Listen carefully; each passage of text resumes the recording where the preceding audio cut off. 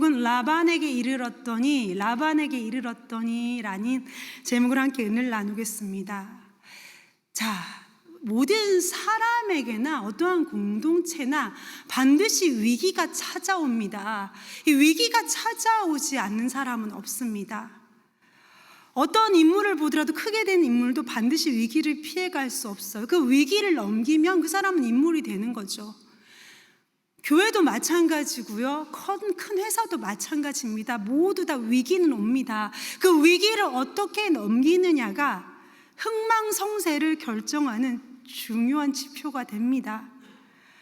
이 위기를 처리해 나가는 방향을 결정짓는 가장 중요한 것은 안목입니다. 안목. 왜 이러한 상황이 생겼는지, 이 상황이 대체 어떠한 상황인지를 판단하는 안목, 이 상황에 대한 원인을 파악하는 안목, 그렇다면 이러한 위기를 어떻게 해결해 나갈 것인지를 결정하는 안목. 안목은 정말 중요합니다. 이 안목은 우리에게 꼭 필요합니다. 하나님을 믿는 사람들에게는 영적인 안목이 꼭 필요합니다. 똑같은 위기가 닥쳤을 때, 모든 사람에게 닥치는 이 위기가, 똑같은 위기가 닥쳤을 때 어떤 사람은 단순히 그러한 일을 재수 또는 운이라는 가벼운 단어로 그냥 덮어버립니다. 그런데 예수님을 믿는 자들에게는 우연은 없습니다. 모든 것이 하나님의 손 안에서 이루어진 것이기 때문에 모든 것을 하나님의 뜻에서 찾고 하나님의 뜻, 하나님의 시선으로 해결해 나가려는 안목이 필요합니다. 영적인 안목이 있는 사람은 위기 앞에 엎드려서 하나님 앞에 기도합니다. 우리에게는 이 영적인 안목이 꼭 필요합니다. 오늘 우리가 읽었던 이 28장 말씀에는 특히 본즉이라는 말이 여러 번 반복될 거예요. 펜 준비하세요. 본즉 나올 때마다 다 표시하셔야 돼요. 본즉. 자, 똑같은 상황을 어떻게 보고 어떻게 해석하는지에 따라서 인생이 어떻게 달라지는지를 오늘 함께 보시겠습니다. 오늘 우리가 본문 말씀을 읽었던 이 말씀은 이삭이 야곱을 불러서 축복합니다. 이삭이 야곱을 불러서 왜 축복을 하냐면, 이 가나안의 딸들 중에서 아내를 맞이하지 말고, 이 예수님 하나님 안 믿는 이 불신자, 음란하고 우상 숭배하는 가나안의 딸들 중에서 아내를 맞이하지 말고, 네 외삼촌 라반이 있는 하란에 가서 아내를 취해라. 너의 외삼촌 라반의 집에 가서 아내를 골라서 결혼을 해라. 그렇게 하고 축복해주고 야곱을 보내는 내용이 우리가 방금 읽었던 본문의 말씀입니다. 오늘 이 본문의 말씀은요, 두 가지, 이삭이 야곱을 보내는 데는 두 가지 이유가 있어요. 표면적으로 보면 그냥 너 하나님 믿는 여자 만나서 결혼해, 표면적인 이유로는 야곱을 신앙의 여인과 결혼시키려는, 신앙의 여인과 짝지어주고 신앙의 여인과 결혼시키려는 것이 표면적인 이유입니다. 그런데 사실은 그 이면에는 어떠한 내용이 있습니까? 지난주 토요일날 새벽기도 참석하신 분들은 아실 거예요. 그 이면에는 어떠한 이유가 있죠? 야곱이 아버지의 축복을 속여 빼앗은 것 때문에 에서가 야곱을 죽이려고 합니다. 그것을 치마 펄럭이며 엄마 리브가가 들었죠. 그래서 에서의 손에 야곱이 잡혀 죽는 것을 피하게 하기 위해서 리브가가 이삭을 움직입니다. 오늘 이 본문 말씀은 사실은 46절부터 연결되는데, 리브가가 이삭에게 이렇게 말해요. 에서가 헷사람, 가나안의 딸 두 명과 결혼했는데 유딧과 바스맛을 취해서 결혼을 했어요. 내가 이 유딧과 바스맛, 이 이방 여인들이 며느리로 들어오는 것 때문에 내 인생에 재미가 없다, 내 인생에 낙이 없다, 너무 내가 골치가 아프다. 이 우상 숭배하는 유딧과 바스맛 때문에 내가 너무 골치가 아프다. 내가 야곱까지 이 가나안 여자들과 결혼하면 난 이제 살기가 싫을 것 같아. 그러니 야곱을 우리 오빠 집에 보내서 결혼시킵시다. 리브가가 이삭을 움직입니다. 왜? 사실은 리브가는 에서가 야곱을 죽일까 봐 걱정한 것이죠. 그 이면적인 이유는 이러한 이유입니다. 그래서 이삭이 야곱을 불러서 외삼촌 집에 보내기 전에 축복하는 내용이 나옵니다. 축복의 내용을 좀 봅시다. 3절 말씀 보실게요. 3절 말씀에 전능하신 하나님이 내게 복을 주시어 내가 생육하고 번성하게 하여 내가 여러 족속을 이루게 하시고, 하나님께서 너에게 여러 큰 민족을 이루게 하시기를 원한다. 아브라함에게 하나님께서 약속하신 첫 번째 약속입니다. 두 번째, 아브라함에게 허락하신 복을 내게 주시되 너와 함께 내 자손에게도 주사 하나님이 아브라함에게 주신 땅이 가나안 땅이죠. 곧 내가 거류하는 땅을 내가 차지하게 하시기를 원하노라. 땅에 대한 축복, 민족을 이루게 하시고 민족을 이루게 하시는 하나님께서 아브라함에게 하신 약속, 큰 민족을 이루게 하시겠다라는 하나님께서 아브라함에게 하셨던 그 약속을, 그 집안 대대로 이루는, 그 집안 대대로 내려오는 그 약속을 이삭은 야곱에게 그 축복을 합니다. 여러분, 토요일날 새벽기도 자꾸 반복하네요. 그때는 이삭이 야곱에게 속아서 축복을 해줬습니다. 이 똑같은 내용은 그때는 이삭이 야곱에게 속아서 축복을 해주는데, 이번에 이삭은 맨정신이에요. 얘가 야곱인 거 알아요. 내가 좋아하는 아들은 이삭인데 이 야곱, 얘는 엄마 사이드 아이란 말이에요. 이걸 알면서도 온전한 정신에 야곱에게 이 축복을 다시 한번 합니다. 왜 그럴까요?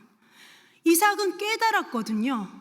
하나님이 이 아이를 통해 하나님의 약속을 이루기를 원한다. 그럼 이미 뱃속에 있었을 때 그 약속, 작은 자가 큰 자가 작은 자를 섬기리라 라는 하나님의 그 약속을 그는 다시 한번 깨달았기 때문에, 하나님의 뜻을 거역할 수 없는 걸 깨달았기 때문에 이번에는 야곱에게 온전한 정신에, 맨정신에서 야곱에게 축복을 합니다.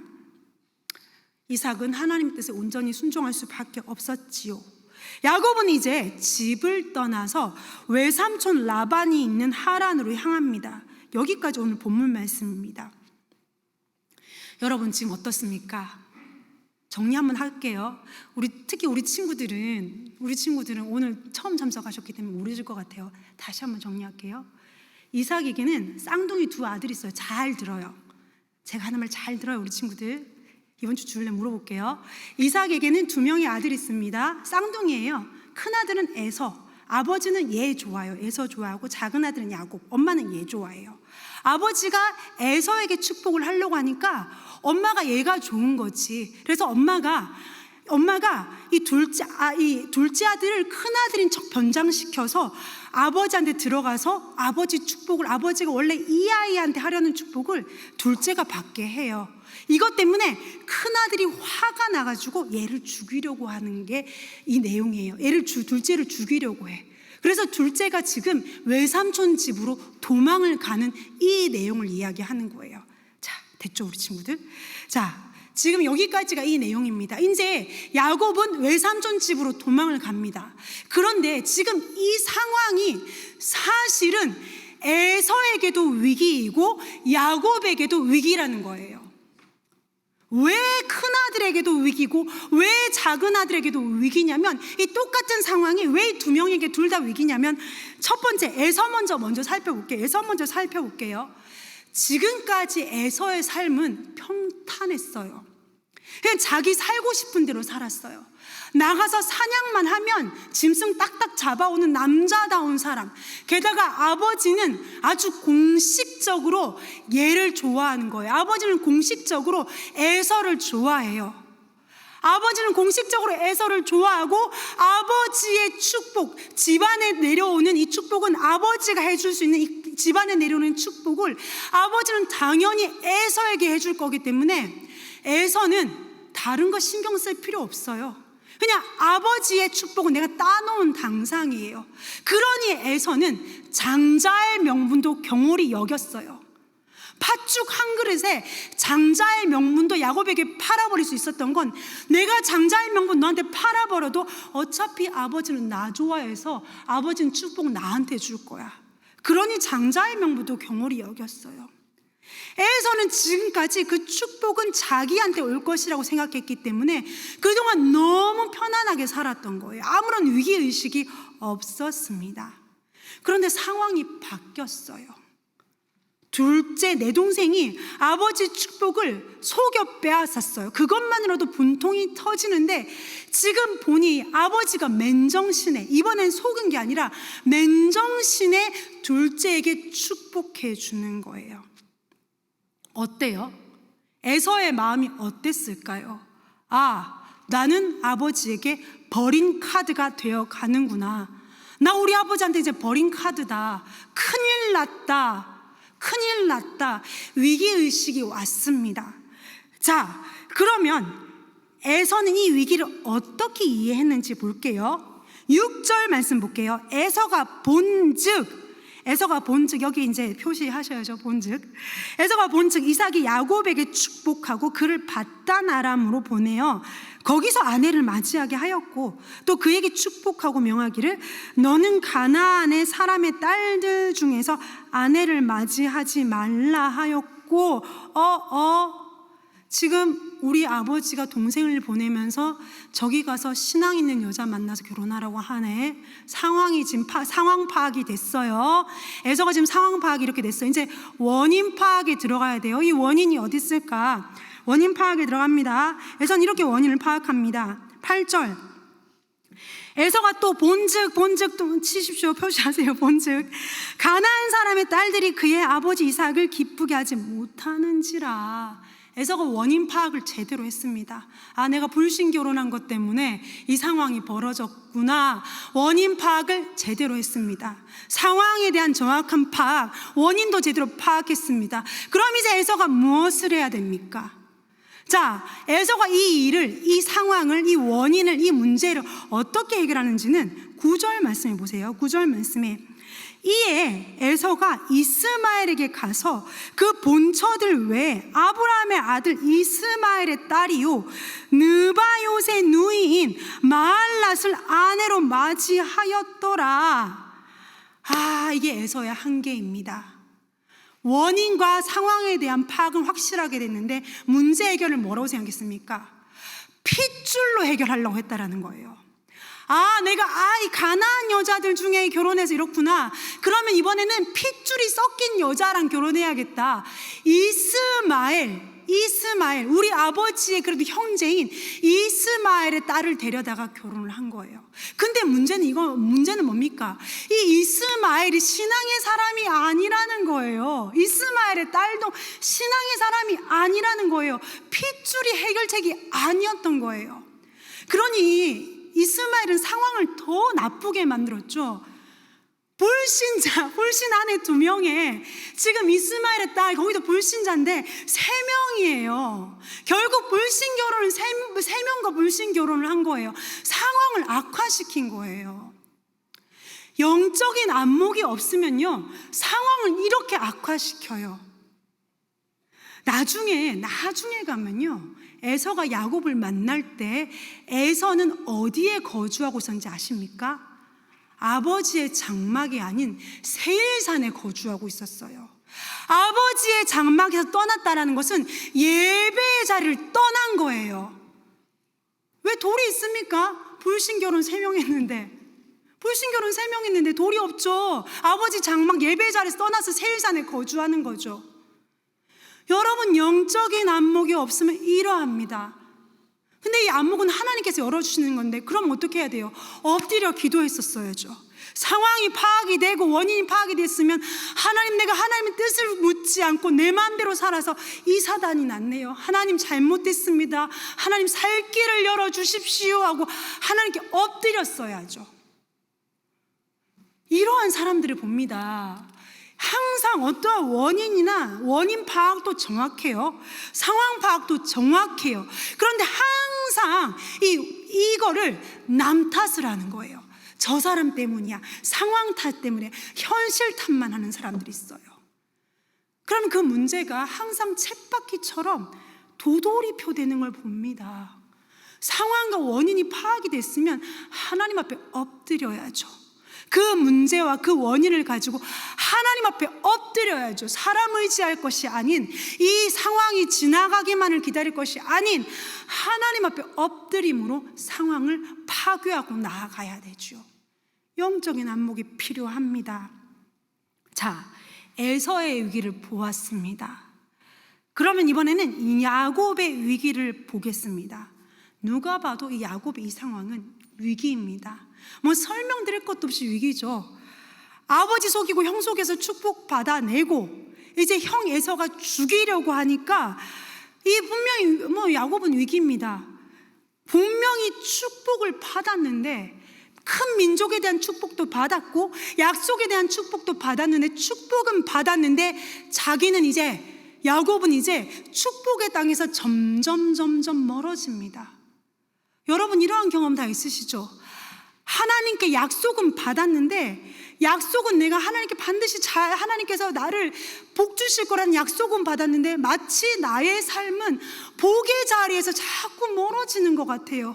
상황이 내 등을 떠밀어서 그 복, 약속은 받았는데 약속과 멀어지는 상황을 우리는 다 직면합니다. 야곱이 지금 이러한 상황이에요. 축복은 받았는데 축복의 땅에서, 약속의 땅에서 내가 점점 멀어져요. 언제 돌아올 거라는 기약도 없어요. 형 언제 돌아올 수 있겠어요? 에서가 죽어야 돌아오는 거죠.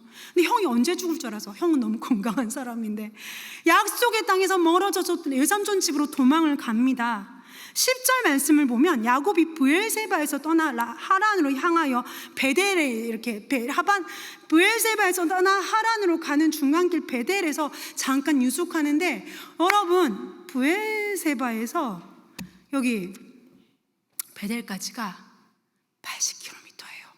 80km면 여러분, 전 사실 미국 이거 지리 잘 모르겠거든요. 한국으로 치면요, 부산에서 경주까지예요. 잘 모르시겠죠? 80km면 엄청난 거리인데 이 거리를 이 사람이 막 간 거예요. 왜 이렇게 급하게 막 다다다다 갔을까요? 익숙한 사냥꾼이 형이 뒤에서 나를 칠지 모른다는 두려움에 정말 죽을 힘을 다해서 간 거예요. 이제 브엘세바에서 베델까지 이릅니다. 자, 야곱은 상황은 파악이 됐습니다. 형이 나를 죽이려 합니다. 원인은 파악됐습니다. 내가 형과 아버지를 속여서 내가 축복을 받았기 때문이지. 원인을 파악합니다. 그리고 이제 야곱이 무엇을 본지 봤을까요? 12절, 꿈의 본즉 표시하셔야죠. 야곱이 본 것이 무엇입니까? 꿈의 본즉, 사닥다리가 땅 위에 서 있는데 그 꼭대기가 하늘에 닿았고, 하늘에 닿은 사닥다리를 봅니다. 13절, 또 본즉 여호와께서 그 위에 서서 이르시되. 또 본즉이 동그라미 치셔야죠. 야곱이 본 것은 무엇입니까? 하나님께 연결되는 사닥다리. 또 본즉 하나님께서 야곱에게 뭐라 말씀하십니까? 나는 너의 조부 아브라함의 하나님이고 난 네 아버지 이삭의 하나님이다. 내가 너하고 함께 할 것이다. 14절에 15절까지 내가 너하고 함께 할 거야. 하나님께서 야곱과 함께 하실 거라는 약속의 말씀을 주십니다. 그는 혼자가 아니라는 것입니다. 이 야곱의 영적인 안목은 그가 뜬 것이 아니라 하나님이 띄워 주신 것입니다. 이제 야곱은 엄청나게 혹독한 훈련을 할 것입니다. 라반의 집을 가면, 여러분, 야곱이 뛰는 자라면 라반은 나는 자입니다. 야곱은 뛰어가는 사기꾼이라면 라반은 나르는 사기꾼이에요. 라반은 아주 사기의 단수가 굉장히 높은 사람, 야곱이 잽이 안 돼요. 그 라반의 집으로 야곱이 그 밑에 기어 들어가요. 아주 혹독한 훈련을 20년 동안 라반의 밑에서 치를 것입니다. 그런데 그 상황 속에 야곱은 누가 함께 하신다고요? 하나님께서. 야곱은 지금까지 하나님의 축복을 공간의 개념으로 생각했습니다. 내가 약속의 땅에 있어야지 축복이야 라고 공간의 개념으로 생각했습니다. 하지만 하나님께서 말씀하시는 건 뭐예요? 내가 너와 함께 하니 사기꾼 밑에 들어가더라도 너는 축복이야. 공간을 뛰어넘어 하나님께서 함께 계시면 그곳이 축복이라는 것입니다. 높은 산이 거친 들이 초막이나 궁궐이나 내 주 예수 계신 곳이 그 어디나 하늘나라. 하나님이 계신 그곳이 축복이라는 것이에요. 축복은 공간의 개념이 아닙니다. 상황의 개념이 아닙니다. 우리 친구들과 하나님이 함께 하시기 때문에 여러분이 가는 그 모든 자리가 복된 자리라는 것입니다. 그래서 하나님께서 15절에 이렇게 말씀하십니다. 내가 너와 함께 있어 내가 어디로 가든지 너를 지키며 너를 이끌어 이 땅으로 돌아오게 할지라. 내가 너에게 허락한 모든 것을 다 이루기까지 너를 떠나지 아니하리라. 외삼촌이 나를 사기를 칩니다. 10번이나 품삯을 바꿉니다. 게다가 여자도 막 이렇게 합니다. 이게 축복입니까? 예, 축복입니다. 상황이 혹독한데요, 더위와 추위와 눈붙일 겨를 없이 피곤한 삶을 사는데요, 예, 축복입니다. 하나님의 사자에게 환도뼈를 맞아서 다리를 저는데도 축복입니까? 예, 축복입니다. 하나님께서 함께 하시니 그의 삶이 축복이라는 것입니다. 여러분들이 한 분 한 분의 삶이 어떠한 삶인지 저는 모릅니다. 그러나 하나님은 다 아십니다. 여러분 위에 어떠한 라반과 같은 자가 있는지 하나님은 아십니다. 하나님께서 세팅해 놓으신 여러분의 상황이 낮의 더위와 밤의 추위와 10번이나 품삯을 바꾸는 상사가 하나님께서 다 해놓으신 세팅이라는 것입니다. 그럼에도 불구하고 여러분이 계신 모든 곳, 여러분이 가신 모든 곳, 그곳은 축복입니다. 왜? 하나님께서 여러분과 함께 하시기 때문입니다. 하나님의 사람은 말씀과 함께 합니다. 하나님의 사람은 말씀과 함께 합니다. 외삼촌이 10번이나 품삯을 뒤집어도 낮의 더위와 밤의 추위와 눈붙일 겨를 없이 일해도, 아내를 2번이나 속임을 당해도 야곱이 견딜 수 있었던 건 무엇입니까? 하나님이 나와 함께 하신다라는 약속의 말씀이 있었기 때문입니다. 말씀이 있으면 어떠한 상황이라도 이길 수 있고 견딜 수 있고 버틸 수 있습니다. 그래서 시편 105편 19절에서 이렇게 말씀하십니다. 곧 여호와의 말씀이 응할 때까지라. 그의 말씀이 그를 단련하였다. 여러분이 살고 계신 모든 삶의 세팅은 하나님께서 하나님의 말씀으로 여러분을 단련하십니다. 하나님의 말씀 붙잡으십시오. 사람 보지 마시고 상황 보지 마시고, 이 상황만 지나면 괜찮겠지. 상황 지나도 안 괜찮아요. 저 사람만 아니요, 뭐 지나가면 뭐 와요. 하나님을 붙잡으십시오. 말씀을 붙잡으십시오.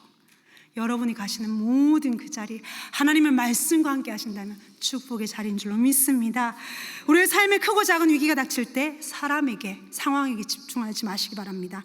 하나님을 바라보시고 말씀을 붙드시기 바랍니다. 말씀을 붙드는 그 자리, 축복의 자리가 될 줄로 믿습니다. 함께 기도하시겠습니다.